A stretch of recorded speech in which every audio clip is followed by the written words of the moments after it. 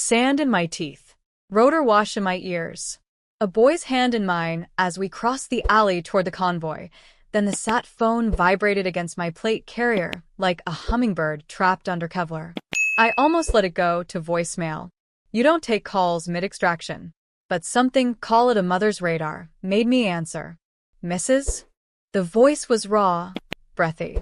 This is St. Francis Children's.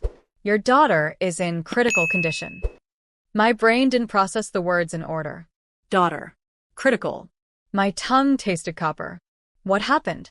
A pause. Paper rustled. Somewhere behind her, a monitor beeped too fast. Your husband's new wife brought her in. She said a fall. But the injuries, they don't align. The nurse swallowed. I called the detective. He's not moving on it. Why? Because her brother is the police chief. The alley narrowed. My world narrowed with it. I watched my team load the boy and his grandmother into the truck, mouths moving in a language I couldn't hear over the rushing in my skull. Listen to me, the nurse whispered, stealing courage from someplace nobody had given her. If you want the truth to come out, it's on you. For a beat, the war zone around me was quieter than the phone line. I said, prep her chart. Don't discharge. Document everything. Photograph everything. Chain of custody on every item of clothing. I'm 6,000 miles away, but I'm coming. Ma'am, she started. The line clicked dead. Not her fault. Mine. I was already moving. I handed my second the sat phone and the last of the instructions for the handoff. Take them to Gaziantep. Keep the convoy rolling.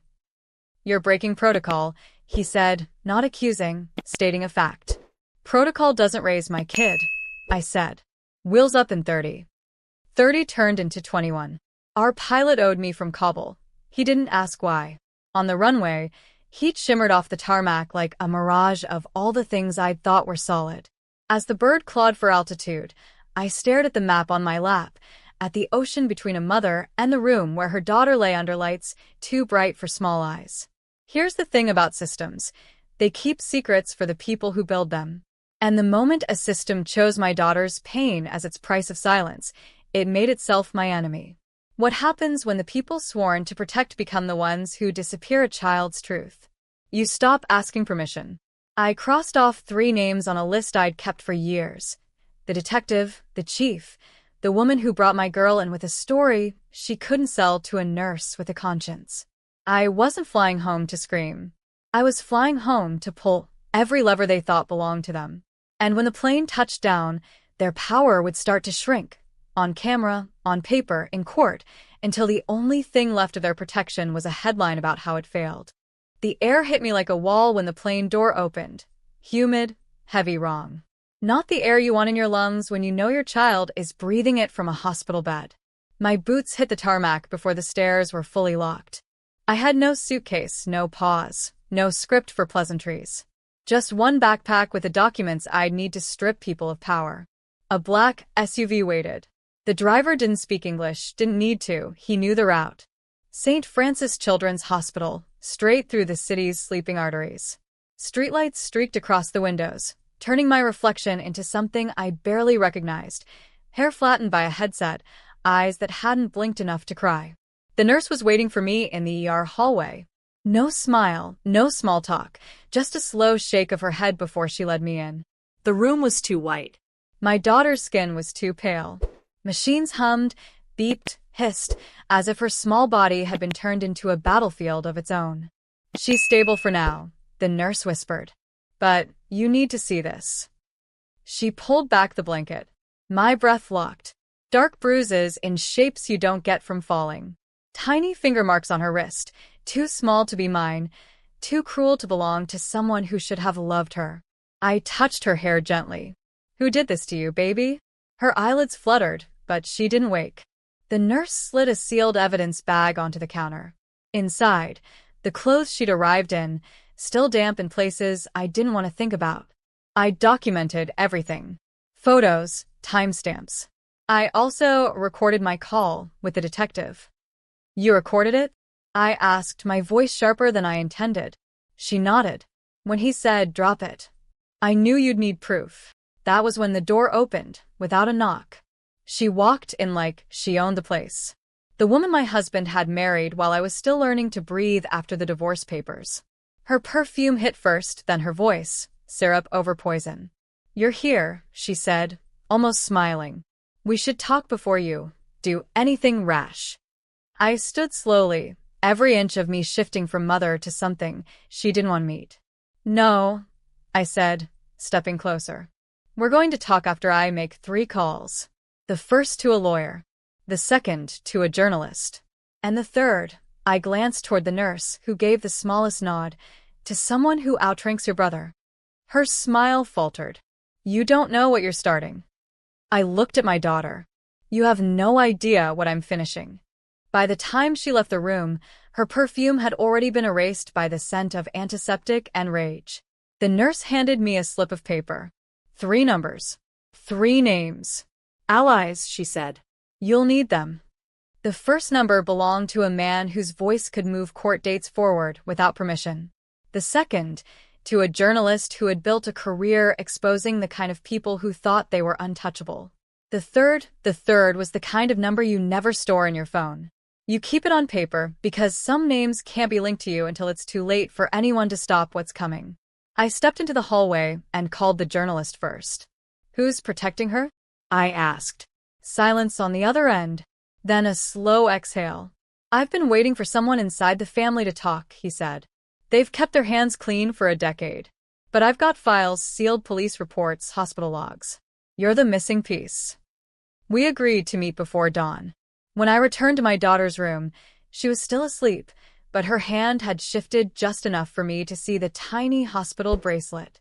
Her name, her date of birth, and the word victim. It felt wrong seeing it there. She wasn't a victim.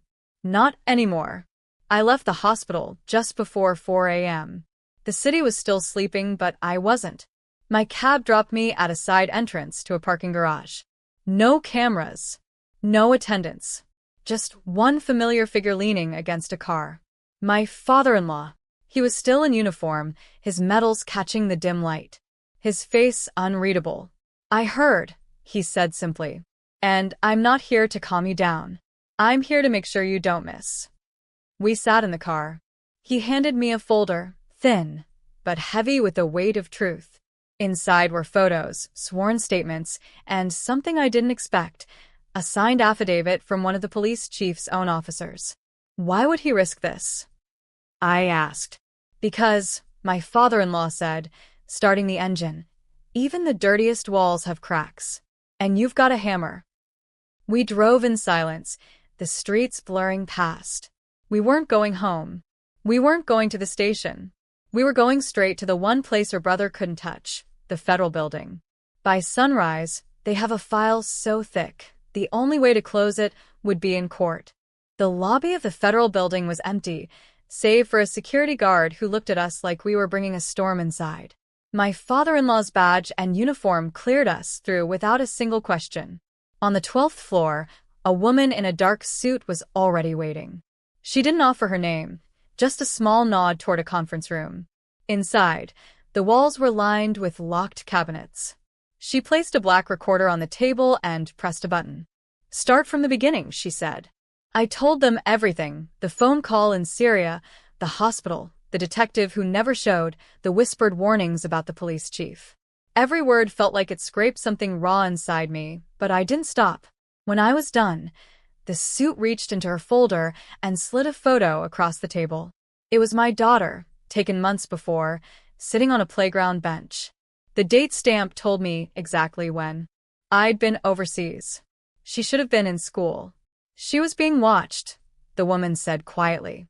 "This is bigger than you think. We've been building a case for years, but your testimony puts a name on what they've done. It links the chief's family to multiple cases we couldn't open without a direct witness." I leaned back, the air heavy with something between relief and fury. "So what now?" "Now," she said, "we move fast. Before they know you've spoken." By the time I left, there were 3 different teams assigned: federal agents, internal affairs, and a civilian oversight unit, all converging on one target. My father-in-law walked beside me to the car. He didn't speak until we were on the street. "They're going to panic," he said. "And when they panic, they'll make mistakes. That's when we push." Sure enough, the first crack came less than an hour later. My phone buzzed, a message from an unknown number. Just 2 words, "Call me." I ignored it. Minutes later, another message came in. This time from my husband. "She's gone." Packed a bag and disappeared. I stared at the screen, knowing exactly where she'd run. Her family thought they could circle the wagons, hide her, keep her safe from what was coming. But they'd forgotten something. You can't hide from a truth that's already in motion. And by sunset, the first arrest would prove it. By sunset, the streets around the police chief's house looked deceptively calm. Kids riding bikes, sprinklers hissing over manicured lawns. But I could feel the shift in the air. From the passenger seat of my father-in-law's truck, I watched as 2 unmarked sedans rolled up the block. They parked without ceremony, doors swinging open to reveal federal agents in plain clothes. No sirens. No shouting. Just quiet, deliberate movement. "This is it," my father-in-law murmured. "They're going in." The agents didn't knock. One used a key. Later I'd learn it had been seized in a raid earlier that afternoon. They disappeared inside. Seconds stretched like hours. Then, a figure emerged, not the police chief, but his wife, my husband's stepmother, hair disheveled, eyes darting. She wasn't in handcuffs yet. 2 more agents followed, each carrying sealed evidence bags. Even from here, I could make out one of them. The dark leather purse I'd seen my daughter describe to hospital staff. The one she said had been used to carry something. My phone buzzed again. This time it was my husband. "They're saying you've ruined everything. Dad's furious." I didn't reply, because across the street, the police chief himself finally stepped out. No uniform, just a gray t-shirt and jeans, and wrists bound in steel. The neighbors froze mid-sentence, staring. A woman dropped her grocery bag, oranges rolling across the sidewalk. One of the agents spoke briefly into a radio, then waved to a black SUV that had been idling at the corner. "They're taking him straight to federal holding," my father-in-law explained, starting the engine. No pit stops. No backroom deals. But I wasn't watching the chief anymore. I was watching the woman in the doorway, my husband's stepmother, gripping the frame like it could hold her upright. Her gaze found me across the street, and for a split second, her face drained of every trace of defiance. She knew, whatever power she thought she had, whatever protection her family name once offered, it was gone. My father-in-law shifted into gear. "Tomorrow," he said, "we'll go after the rest. Every single one who kept their mouths shut while your daughter suffered." I nodded, but my mind was already ahead of him. Because I wasn't just after justice. I was after the silence that had shielded them. And I was going to make sure that silence ended in public.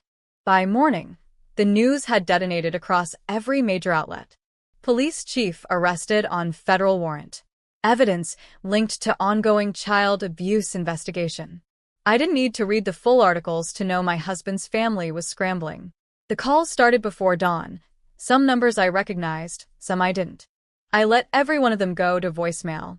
At exactly 9:12 a.m., the front gate camera caught my husband standing there, still in his military-issue jacket, jaw tight. He didn't buzz in. He just stared at the lens like he could will it to open. I didn't move. Instead, I slid the manila envelope across my kitchen table toward my father-in-law.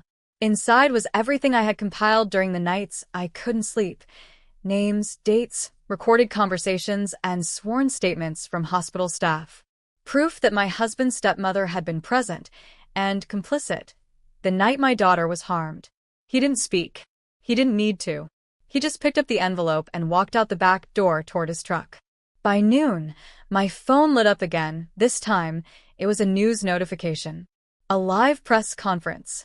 My father-in-law stood at the podium in full uniform, reporters crowded in, cameras clicking like machine gun fire. "This investigation will not end with one arrest," he said, voice steady, every syllable deliberate. "No title, no badge. No family tie will protect those who harm children or protect the ones who do. The camera panned, catching my husband at the edge of the crowd, his face pale, his lips pressed in a thin line. For the first time, I saw uncertainty in his eyes. The comments section exploded in real time. Finally, someone's doing something. About time the silence broke. Who's the woman in the doorway? They didn't know yet. That part, the public naming, the shattering of every ounce of their control, that was coming. And when it did, it wouldn't just be a headline. It would be the moment the entire city realized that their untouchable little circle had just been split wide open. The following 48 hours were a blur of subpoenas, interviews, and the kind of silence that only comes before a storm. My house was under discreet surveillance now, not for my safety, but to ensure that no one tried to negotiate off-record. On the third morning, I got the call I'd been waiting for. "Ma'am, it's time." I didn't ask questions. I just put on the same plain black dress I'd worn to my mother's funeral, a dress that meant business, not grief, and drove to the courthouse. The hallway outside courtroom 4B was lined with faces I knew all too well. My husband's friends from the department, his new wife's family, a few high-ranking city officials who used to smile at me at fundraisers. Not one of them met my eyes. Inside, the prosecutor's voice was crisp, almost surgical. "Your Honor, the state moves to admit Exhibit C, the full recording of the conversation between the defendant and Detective Mark Hanley, taken 2 days after the incident." The room went still, and then my voice filled the speakers, calm, clear, unshakable, as I asked my husband's new wife, "Do you think she'll ever recover from what you did to her?" Her reply, dripping with arrogance, "She'll survive, but maybe she'll learn to stay in her place." Gasps rippled through the gallery. The judge's pen froze mid-note. My husband's jaw tightened, but he didn't turn to look at her. The prosecutor didn't pause. "Your Honor, Exhibit D. The bank transfers showing payouts to multiple parties in exchange for suppressing evidence." One by one, their secrets spilled out, names, amounts, dates. The protection network they thought was invisible now laid bare under courtroom lights. When it was over, the judge didn't adjourn immediately. Instead, he leaned forward, voice heavy. "This court does not tolerate the abuse of power, especially when it is used to shield harm against the most vulnerable. I will ensure the full weight of the law is applied." I didn't look at my husband as I walked out.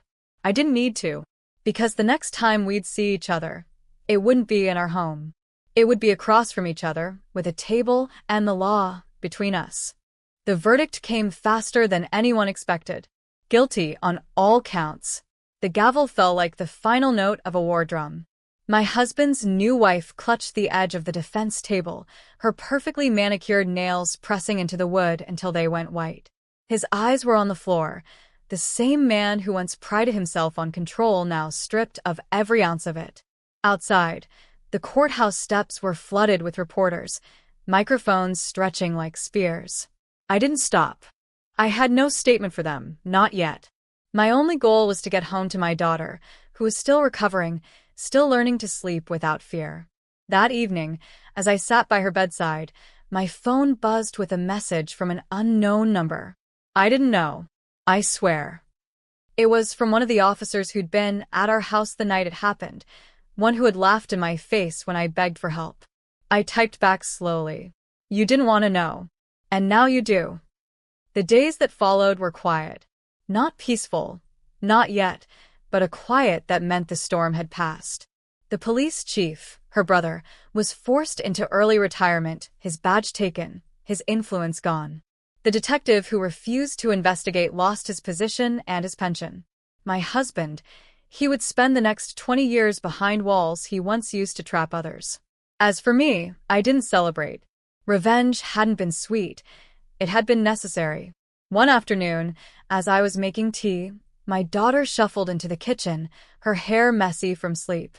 She leaned against me and whispered, "Mom, you kept your promise." I didn't ask which one she meant. I just held her tighter. Because in the end, this wasn't about power or winning or making them fall. It was about making sure that every door they once used to hide their crimes was locked forever. And for the first time in months, when I looked at her, I didn't see fear. I saw freedom.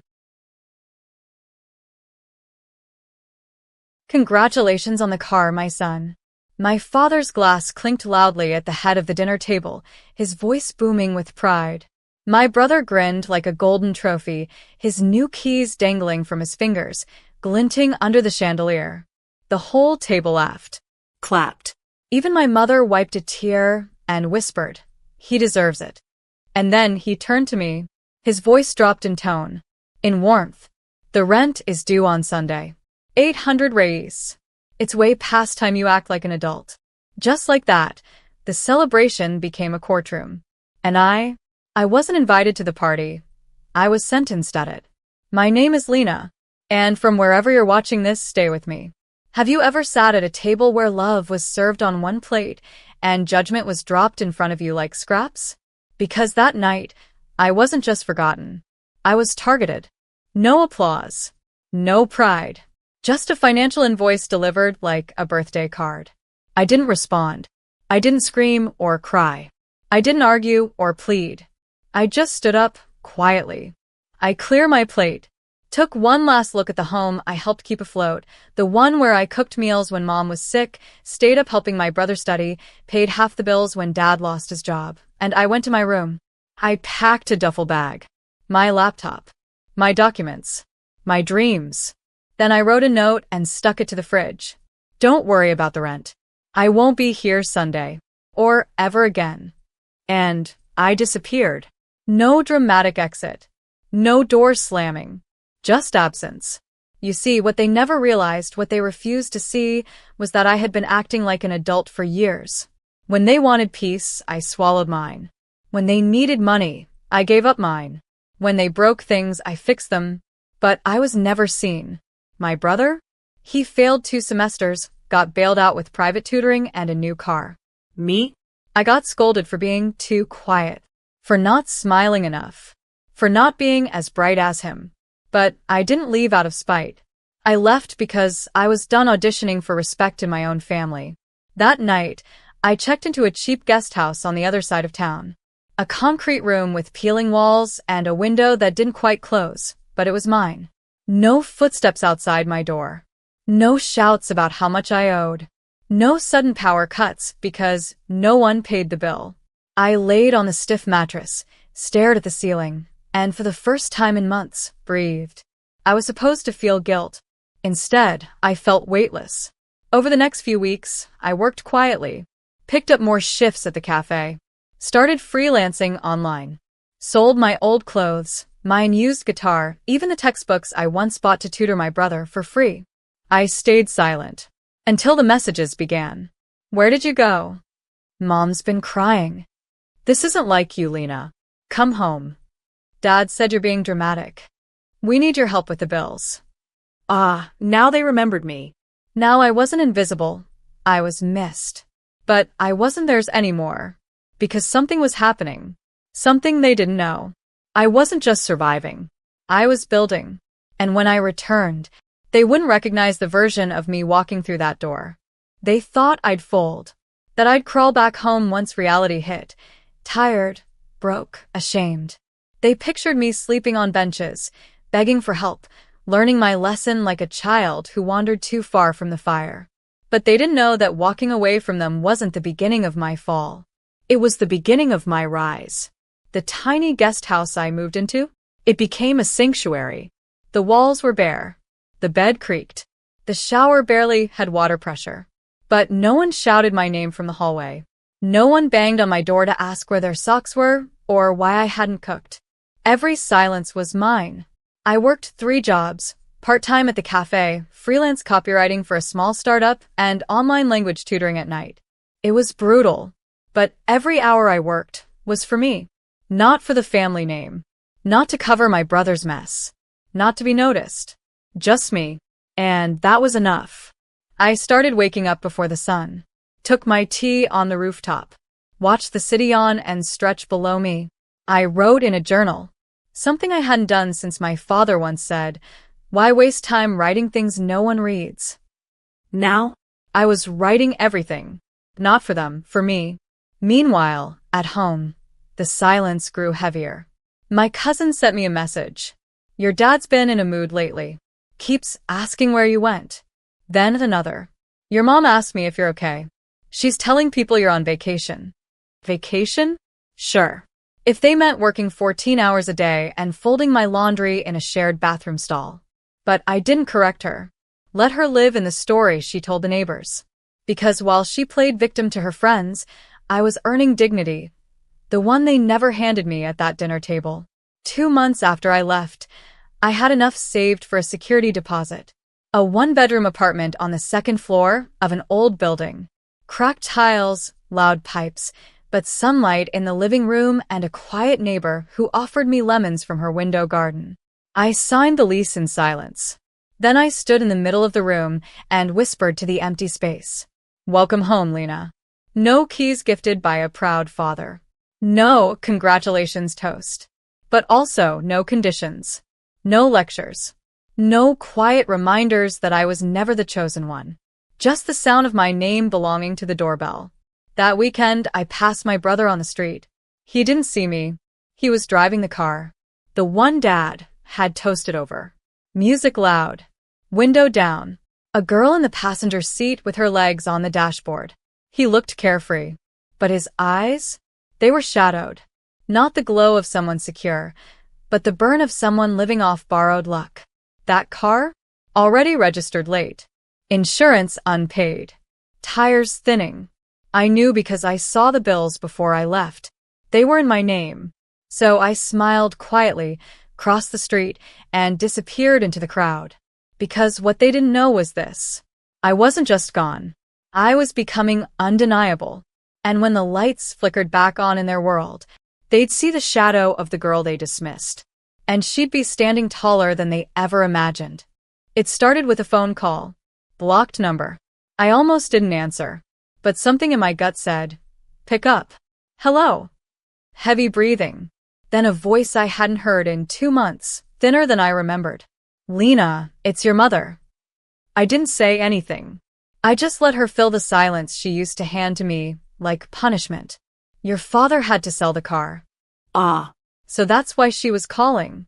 We're having a hard time with the rent. Prices went up. Your brother's looking for work, but... She trailed off. I could almost hear her pride unraveling, stitch by stitch. We were wondering if you could help out. Just until we catch our breath. I closed my eyes. Just until we catch our breath. Where was this kindness when I was suffocating in that house? Where was this pause when I begged for peace and got invoices instead? I'm sorry, I said softly, but I'm no longer part of that arrangement. She was quiet for a long time. So, you're really gone. I left a note, I said. On the fridge. Remember? A sharp inhale. Your father said you're being cruel. Cruel? No, Cruel was watching her daughter pull double shifts and still asking her to grow up. Cruel was toasting one child while billing the other. Cruel was silence served for dinner when all you wanted was acknowledgement. Tell Dad I learned cruelty from the best.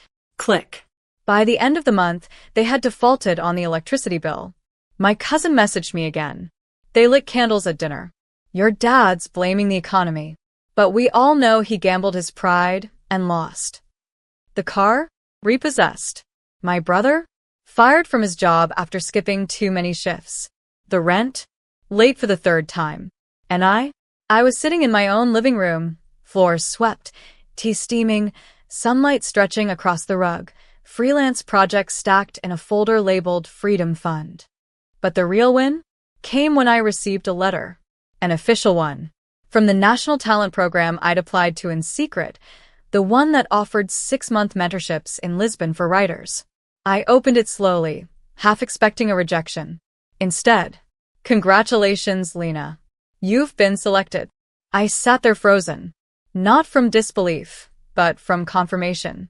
Because they spent years making me question my voice. And now, it was taking me across the world. That night, I didn't call anyone. No celebration posts. No story updates. I sat on the floor, lit one candle, wrote my acceptance email. Then I pulled out the note I had left on the fridge that night. Don't worry about the rent. I won't be here Sunday. Or ever again. I rewrote it. New ink. New message. Don't worry about my silence. I found something better than your approval. I found myself. The next morning, I received one last message. From my brother. You've proven your point. Mom's been crying. Dad doesn't speak your name anymore. But I remember how much you did for us. I see it now. I really do. I'm sorry. I stared at that message. Then closed my phone. Because forgiveness doesn't require re-entry. And I wasn't going backward. The collapse had begun. But for once, I wasn't the one buried underneath it. I was already flying above. I never told them I was leaving the country. I didn't know them that. The last time I told them my dreams, they weaponized them, turned every ambition into selfishness, every goal into guilt. So this time, I packed my passport in silence, boarded the flight with a smile they'd never seen, and left the continent without telling a soul. Lisbon was softer than I imagined. The streets were cobbled and old, like history whispered beneath your feet. My apartment was small, a fifth-floor walk-up with squeaky stairs and paint-chipped walls. But I loved it. It was mine. No one knocked at midnight asking for money. No one left dirty dishes in the sink and called it teamwork. No sticky notes demanding rent. No cold toasts that skipped my name. Just me.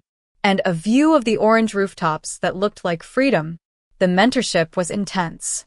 Writers from every background. Some came from money. Others came from trauma.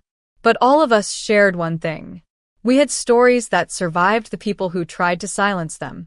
I wrote like I was on fire. Short essays, memoirs, spoken word, and every piece, without exception, was laced with the girl I used to be. The one who passed dishes at family dinners without being thanked. The one who was told her art wasn't a real job. The one who left a note on a fridge like it was the final chapter. But this was the sequel.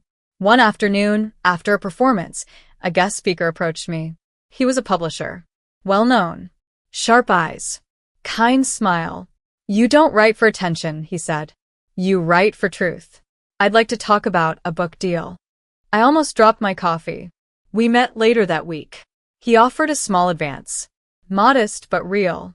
Enough to say, you were never crazy. You were just unheard. I shared the news with my mentor, Ana, a Brazilian poet who had built her career on resilience. She held my hands, tears in her eyes, and said, Your silence made space for your voice. It hit me then. All those nights my family asked me, Why are you so quiet?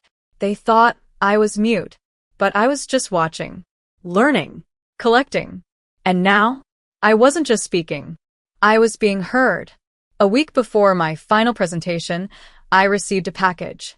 No return address. Just my name. Inside was a single envelope. And a photo. The photo was of the old house. But it was empty. Windows shuttered. Curtains gone.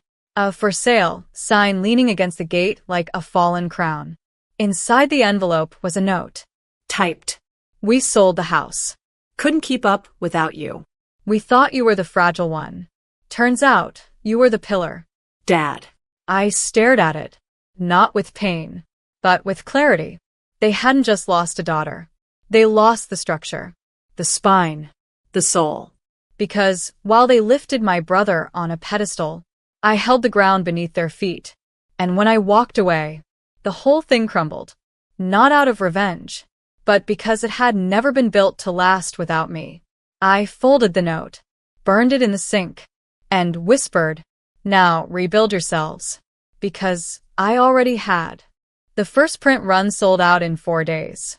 Fridge Notes wasn't just a book, it became a mirror. For every daughter who paid bills in silence. For every woman who carried a family on her back and was still told she wasn't enough. Messages poured in. Your story is mine. Thank you for writing what I was too scared to say. I left a note too. Mine said, Don't wait up. I never went back. My mother made me feel like I owed her my life. I'm finally taking it back. Each message was a seed. And suddenly, I was walking through a garden I never expected to bloom. Publishers from Brazil, Argentina, and Portugal started calling. They wanted translations, panels, readings. Rights. I was flown to Sao Paulo for a book festival. The city I once left in silence was now printing my words on posters. People stood in line to hear the story they once ignored. But the biggest moment came during a live radio interview. A journalist leaned into the mic and asked, casually, "Have your family reached out? I mean, it's bold, writing something so personal. Don't they feel exposed?" I paused. Not because I didn't have an answer, but because I did. "You can't expose what was already visible," I said. "I didn't destroy their reputation." They handed it to me, folded neatly in rent receipts and empty dinner chairs. The room fell silent. Even a host blinked, then nodded slowly. "Well, that answers that." A week later, I received a package. No return address again. Inside was a copy of Fridge Notes. My own book, dog-eared, highlighted, notes in the margins, and a post-it on the first page, written in the same scratchy handwriting I grew up seeing on grocery lists. "I didn't know you were watching me so closely. I thought I was raising you to survive. I see now I raised you to leave. Maybe one day, you'll forgive me for making you strong the wrong way. Dad." I stared at that note for a long time. Forgiveness? It's a complicated thing. It doesn't come with fanfare. It doesn't mean returning. Sometimes, it just means not bleeding when their name comes up. And as I placed the book on my shelf, I whispered, "I don't need an apology to be free. I just need it not to hurt anymore." Later that month, I launched a digital community, the Note Project, a platform where women and men could share their own fridge notes. Stories of betrayal, silence, escape, and rebirth. Some were brutal, others were small, a quiet goodbye written in lipstick on a bathroom mirror. A resignation letter slipped under a locked door. The project went viral. People weren't just reading. They were healing. And me? I watched it all unfold, humbled and whole, because I thought leaving that house meant losing my place in the world. But it gave me the power to build one. One evening, Anna, my mentor, called me. "I read the message from your father," she said. "How do you feel?" I looked out the window. Lisbon's lights twinkled below. Like he finally sees me. "Do you want to write him back?" I shook my head.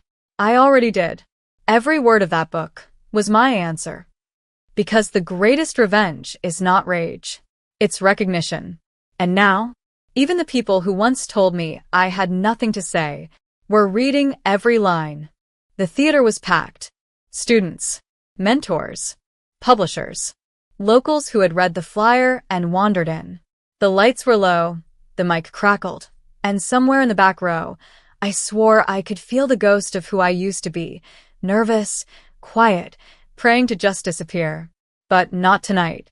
Tonight, I was the final reader. I walked to the center of the stage. No notes, no fear, just a voice they never clapped for, now ready to make the entire room breathe differently. "My name is Lena," I began, the words clear, steady. And I told the truth. Not the version wrapped in politeness, the real one. About the dinner toast where only my brother was seen. About the 800 reis demanded like rent from a guest. About the fridge note, the night I disappeared, and the attic of silence they forced me into for years. I spoke of being useful instead of loved, obedient instead of valued. I told them I wasn't broken when I left. I was finally whole. By the time I finished, the room was frozen. Still. Reverent. Then, an eruption of applause. Not polite. Powerful. Some stood. Others cried. One woman mouthed, "Thank you," as I stepped down. And in that moment I realized I was never hard to love. They just never made the effort. Backstage, my mentor Anna hugged me so tightly I could barely breathe. That wasn't just writing. That was truth carved into wood. She handed me an envelope. From the publisher. "Your official contract. They're calling the book Fridge Notes." I blinked. "What?" "They said your final piece cracked something open. Said it's going to speak to women across the globe. Stories like yours," she added. "They don't fade. They ignite." I held the envelope like it was a birth certificate for the version of me that finally existed. The version they tried to bury beneath rent slips and passive-aggressive scoldings. But truth? It doesn't rot. It roots. Later that night, I sat alone in my Lisbon apartment. Cup of tea. Window cracked open. City lights blinking like a slow applause. I opened my laptop. And against my better judgment, I logged into the old family group chat. Still active. Still full of pictures. But the tone had shifted. No more car selfies. No more toast videos. Just pictures of boxes. Moving vans. Quiet rooms. And one message from my brother, posted last week. If anyone hears from Lena, tell her I miss her. I hovered over the reply button. Then closed the app. Some people don't deserve closure through a screen. Especially when they never gave you a seat at the table. Instead, I wrote a letter. Not to them. To me. I folded it. Slipped it inside the first copy of my manuscript. And it read, Dear Lena, they thought you disappeared. But you just became visible to the right people.